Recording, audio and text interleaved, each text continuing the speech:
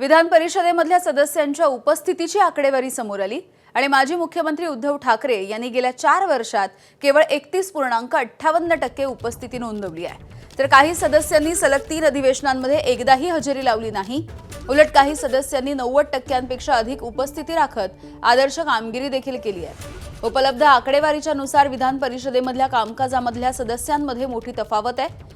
शिवसेनेच्या भावना गवळी आणि राष्ट्रवादी काँग्रेसचे रामराजे नाईक निंबाळकर यांनी सलग 3 अधिवेशनांमध्ये एकदाही उपस्थिती लावलेली नाही।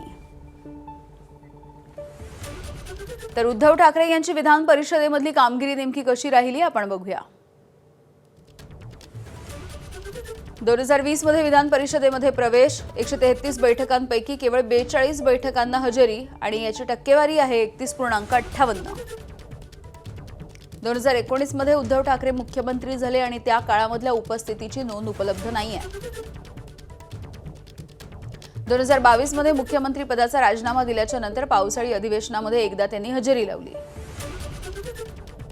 तर 2025च्या अर्थसंकल्पीय अधिवेशनामध्ये 16 पैकी 4 बैठकांसाठी त्यांची उपस्थिती होती।